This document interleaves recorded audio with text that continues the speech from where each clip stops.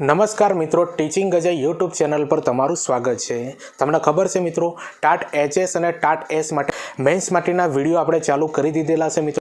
આના અગાઉ મિત્રો આપણે પત્ર લેખનના અંદર ફરિયાદ પત્ર વિડીયો બનાવી દીધું, બરોબર। ફરિયાદ પત્ર કઈ રીતે લખો એનું આખું સ્ટ્રક્ચર મિત્રો, એનું ફોર્મેટ મેં તમને અગાઉના વિડીયોના અંદર સારી રીતે સમજાયેલું છે મિત્રો। જો ના જોઈ હોય તો ચેનલ પર જઈને જોઈ લેજો, અથવા આ વિડીયો જ્યારે પૂરું થશે એની એન્ડ સ્ક્રીન ઉપર મૂકી દે, ત્યાંથી તમે વિડીયો જોઈ શકો છો।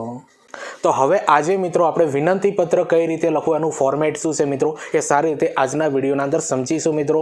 તમને ખબર છે 4 પત્રો છે। ફરિયાદ પત્ર આપણે જે વિડીયો બનાવી દીધું, આજનો વિડીયો છે વિનંતી પત્ર, બરોબર। પછી આના પછી આવશે અભિનંદન પત્ર, પછી આવશે શુભેચ્છા પત્ર, બરોબર। તો આ પત્રનો આખો સેશન આપણે પૂરો કરી દઈશું મિત્રો। બીજા પણ આના અંદર પત્રો આવશે, બરોબર। અને તમને ખબર છે કે ટાટ એચએસ અથવા ટાટ એસની મેન્સના અંદર જે ગુજરાતી વર્ણનાત્મક જે હોય છે ને એના અંદર પત્ર લેખન પૂછાય છે મિત્રો, ચર્ચા પત્ર પૂછાય છે, નિબંધ લેખન પૂછાય છે, સંક્ષેપીકરણ પૂછાય છે અને ગુજરાતી વ્યાકરણ, બરોબર। આ બધા ટોપિકો મિત્રો આપણે આ સિરીઝના અંદર પૂરા કરીશું। સૌથી પહેલા પત્રો જોઈશું, ત્યારબાદ ચર્ચા પત્ર અને પછી નિબંધ લેખન, બરોબર। તો જો મિત્રો, આજનો જે વિડીયો આપણે ચાલુ કરીએ છીએ ને વિનંતી પત્ર કઈ રીતે લખવું, એના પહેલા હું તમને બેઝિક માહિતી આપી દઉં છું, જે દરેકે સમજવી ખૂબ જરૂરી છે। અગાઉના વિડીયોના અંદર પણ સમજાવી છે, બરોબર।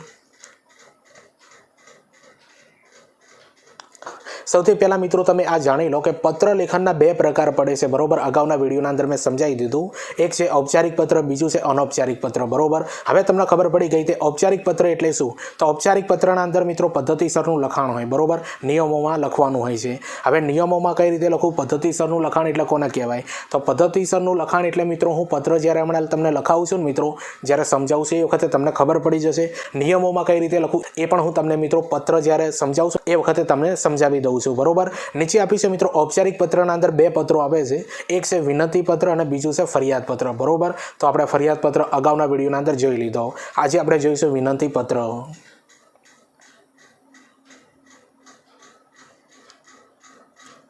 નીચે જુઓ મિત્રો, બીજી અનૌપચારિક પત્ર કોને કહેવાય, બરોબર। કોઈ પદ્ધતિ ન હોય આના અંદર લખવાની, પછી નિયમની જરૂર ન હોય મિત્રો આના અંદર, બરોબર। અને અનૌપચારિક પત્રના અંદર જુઓ મિત્રો શુભેચ્છા પત્ર આવે છે અને અભિનંદન પત્ર આવે છે। હવે નીચે આપી છે મિત્રો મહત્વની બાબત તમારે જાણવી ખૂબ જરૂરી છે મિત્રો। તો ટાટ એચએસ મેન્સના અંદર મિત્રો જુઓ તમને આ 4 પ્રકારના પત્રો પૂછાશે, બરોબર। ટાટ એચએસ મેન્સ અને ટાટ એસ મેન્સના અંદર, બરોબર। તો જો પહેલો છે મિત્રો વિનંતી પત્ર તમને પૂછાશે, શુભેચ્છા પત્ર પૂછાશે, બરોબર। આજે આપણે આ બંને પત્રો પૂરા કરી દઈશું, શુભેચ્છા પત્ર અને વિનંતી પત્ર। પછી 2 બાકી રહેશે, ફરિયાદ પત્ર અને અભિનંદન પત્ર, બરોબર। 4 પત્રો મિત્રો આપણે સારી રીતે વિડીયોના અંદર સમજાવીશું। અને આ 4 પત્રોના અંદરથી તમને 2 પત્રો પૂછાશે મિત્રો ટાટ એસના અંદર અને ટાટ એચએસના અંદર મેન્સના અંદર, બરોબર। તો 2 પત્રો જે પૂછાશે ને એના અંદર એક પત્રના 10 માર્ક્સ હશે, એવા 2 પૂછાશે એટલે 20 માર્ક્સના અંદર મિત્રો પત્રો તમને પૂછાશે, એટલે તૈયાર કરી લેજો। અગાઉનો વિડીયો ના જોઈએ તો જોઈ લેજો મિત્રો।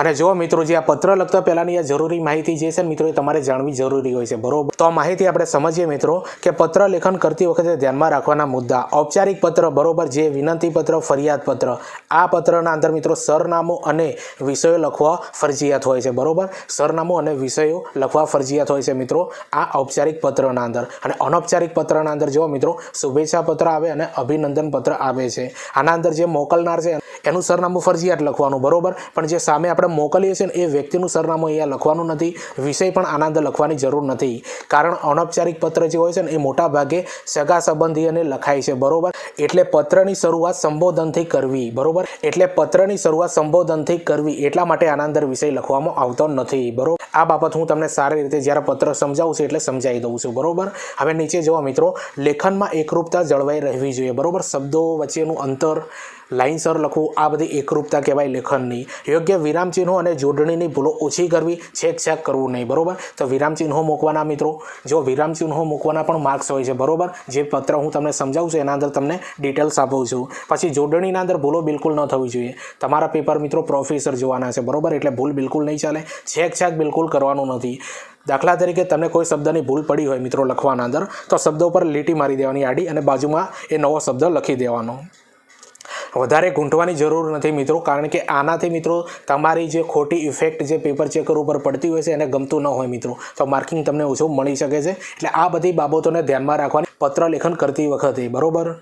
હવે નીચે જો મિત્રો ખૂબ જ મહત્વની બાબત આપી છે, આ ભૂલ તમારે ક્યારેય કરવાની નથી. આ ભૂલ કરશો તો તમારું પેપર ચેક નહીં થાય, બરોબર. તો જો પત્ર લેખનના અંદર પોતાનું નામ, સરનામું અને મોબાઈલ નંબર લખવો નહીં. તો મોબાઈલ નંબરની જગ્યાએ શું લખું મિત્રો? પત્ર જ્યારે લખું છું એ વખતે હું તમને સમજાવું છું, બરોબર. તો મોબાઈલ નંબરની જગ્યા પર કેવી રીતે લખવું મિત્રો? અગાઉના જે વિડીયો બનાવ્યું છે ને મિત્રો આપણે જે ફરિયાદ પત્ર, એના અંદર પણ સમજાવ્યું છે અને આ પત્રના અંદર પણ હું તમને સમજાવી દઉં છું.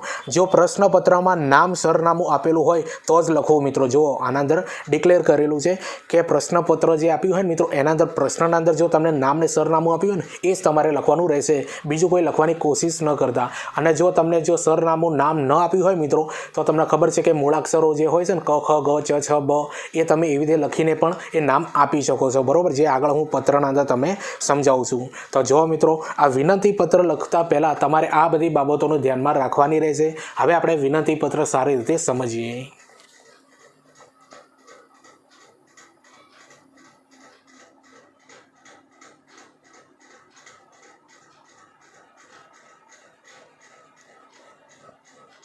હવે સૌથી પહેલાં મિત્રો હું તમને જણાવી દઉં છું કે આ વિનંતી પત્ર જે છે ને મિત્રો એ ઔપચારિક પત્રના અંદર આવે, બરોબર. એટલે આના અંદર બંને પ્રકારના સરનામા લખવાના રહેશે, બરોબર. જે પત્ર લખે છે એનું પણ સરનામું આવશે, સામે જેને મોકલવાનું છે ને એનું પણ સરનામું આવશે, અને બીજી મહત્વની બાબત આના અંદર વિષય પણ લખવાનો રહેશે. તો જો મિત્રો આવો ક્વેશ્ચન તમારી પરીક્ષાના અંદર પૂછાઈ શકે છે. તો તમારી શાળામાં ટેકનિકલ સાધનોની પડતી જરૂરિયાત અંગે તમારા જિલ્લાના ડીઓ સાહેબને વિનંતી કરતો પત્ર લખો. તો મિત્રો આ જો પત્ર જે છે ને એ વિનંતી પત્ર કહેવાય છે, બરોબર.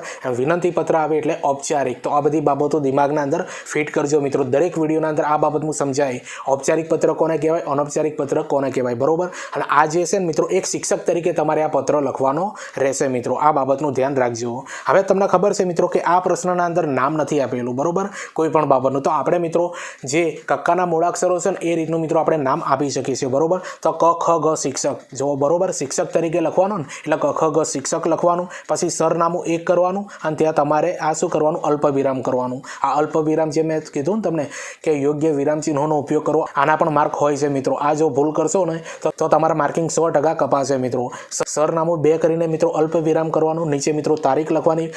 મેં આના અંદર 15/4/2026 તારીખ લખેલી છે, તમને જે યોગ્ય લાગે તારીખ લખવાની. આના અંદર મેં મોબાઈલ નંબર મેન્શન નથી કર્યો.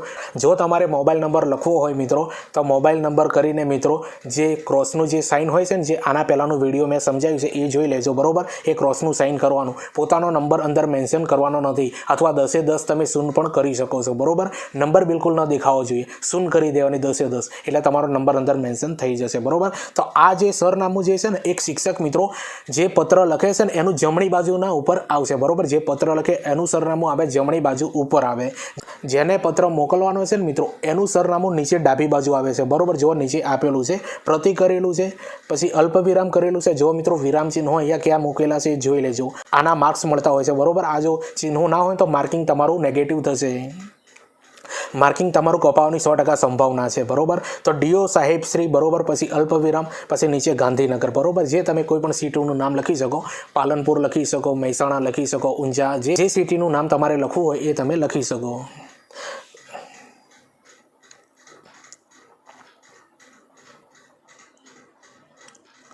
તો ડાબી બાજુ નીચે મિત્રો જે વ્યક્તિને પત્ર લખવાનો છે ને એનું સરનામું લખ્યા બાદ મિત્રો તમારે વિષય, બરોબર, વિષય એકદમ શોર્ટ હોવો જોઈએ. તો વિષય જો મિત્રો આવી રીતે લખવાનું, નીચે જણાવવાનું છે જે તમારે વિનંતી કરવાની છે ને વિનંતી આના અંદર લખવાની છે કે શાળામાં ટેકનિકલ સાધનોની જરૂરિયાત અંગે ધ્યાન દોરવા બાબત. તો આ બાબત આવી રીતે તમે એડ કરી શકો છો મિત્રો, વિષય આ રીતે, બરોબર.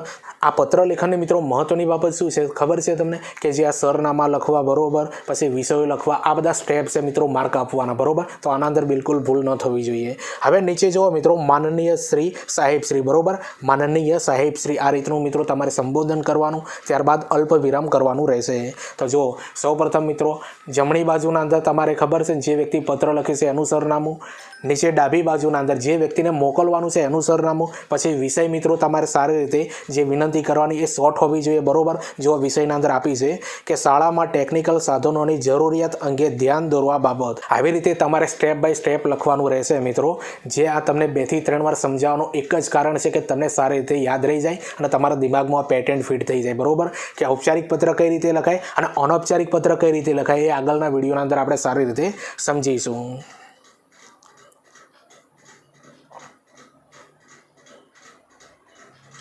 હવે તમને ખબર છે મિત્રો, આપણે માનનીય સાહેબ શ્રી કરીને આપણે સંબોધન કરવાનું છે, બરોબર.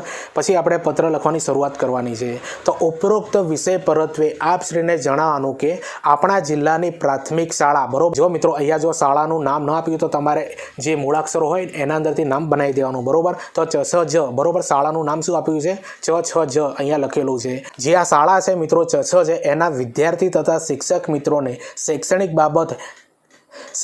બાબત જરૂરી એવા શૈક્ષણિક સાધનોની જરૂરિયાત પૂરી કરવા તથા શૈક્ષણિક સાધનોની ઉપયોગિતા અને માહિતી પૂરી પાડવા આપ શ્રીને આ પત્ર દ્વારા વિનંતી કરીએ છીએ, બરોબર. તો જુઓ, સૌપ્રથમ પત્ર લખતી વખતે તમારો વિષય કઈ રીતે અંદર મેન્શન કરવો, કઈ રીતે લખવું, કેવા શબ્દો વાપરવા, આ બધી બાબતોનું ધ્યાન રાખવાનું મિત્રો. અને તમને ખબર છે મિત્રો કે ગુજરાતી જે આ પેપર હોય છે ને એના અંદર સૌથી વધારે ઓછું માર્કિંગ આવવાનું કારણ શું હોય છે ખબર છે? જોડણીની ભૂલો, જે ચિહ્નો, વિરામ ચિહ્નો હોય છે ને મિત્રો, એ તમે યોગ્ય રીતે ન વાપરતા હોય. અને બીજી મહત્વની બાબત મિત્રો કે તમે છેકછાક કરતા હોય, બરોબર. જે તમારાથી કોઈ શબ્દ લખાઈ ગયો હોય ખોટો મિત્રો, એના પર તમે ગૂંટતા હોય છો મિત્રો, તો આ બધું કરવાનું નથી. શબ્દ ભૂલથી લખાઈ જાય તો એના પર એક લીટી મારવાની અને બાજુમાં સાચો શબ્દ લખી દેવાનો, બરોબર. તો આ બધી જે છે ને પદ્ધતિઓ છે મિત્રો, આનાથી મિત્રો તમારું માર્કિંગ સારું આવશે, બરોબર. આ બધી બાબતો સમજજો. અને પત્રનું મથાળું કઈ રીતે બાંધ્યું એ પણ તમે સારી રીતે સમજ્યા. ફરીથી તમને સમજાવી દઉં.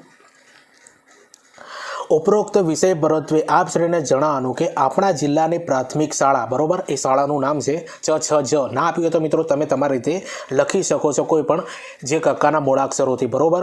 આ ચ છ જ જે શાળા છે મિત્રો, એના વિદ્યાર્થી તથા શિક્ષક મિત્રોને શૈક્ષણિક બાબત જરૂરી એવા શૈક્ષણિક સાધનોની જરૂરિયાત પૂરી કરવા તથા શૈક્ષણિક સાધનોની ઉપયોગિતા અને માહિતી પૂરી પાડવા આપ શ્રીને આ પત્ર દ્વારા વિનંતી કરીએ છીએ, બરોબર. તો વિનંતી પત્ર છે એટલે આ રીતનું તમારે મથાળું બાંધવાનું. હવે જો મિત્રો, તમારી શાળાના અંદર કેવા સંસાધનો, જે ટેકનોલોજીના જે સાધનો છે મિત્રો, એ લાવવાના છે, બરોબર. એની માહિતી તમારે જો મેન્શન કરવી હોય તો આ રીતે તમે કરી શકો છો. જો આ લિસ્ટ આપેલું છે તમે જોઈ શકો છો. તે શાળામાં ટેકનિકલ સાધનોનું લિસ્ટ મિત્રો, આ જે સાધનો છે ને એ નથી શાળાના અંદર. તો એક છે મિત્રો જો કોમ્પ્યુટર, બીજું છે OSP પ્રોજેક્ટર, ત્રીજા નંબરનું ડિજિટલ બોર્ડ મિત્રો, અને ચોથા નંબરના અંદર ઇન્ટરનેટ, બરોબર. ચોથા નંબરના અંદર આવે છે મિત્રો ઇન્ટરનેટ. તો આ બધી જે ટેકનિકલ સાધનોની તમારી શાળાના અંદર જે જરૂર છે મિત્રો, એ સાધનો અહીંયા તમે આ રીતે મેન્શન કરી શકો છો કે જેથી કરીને તમારું લખાણ એકદમ બધાના કરતાં અલગ પડે, બરોબર. તો આવી રીતે લખાણ લખશો ને મિત્રો, તો તમારો પત્રના અંદર તમને સારા એવા માર્ક્સ મળશે મિત્રો. બધા જેવું લખતા હોય ને એવું નથી લખવાનું, આપણે કંઈક નવું લખવાનું છે, બરોબર. તો આ રીતે તમે મેન્શન કરી શકો છો.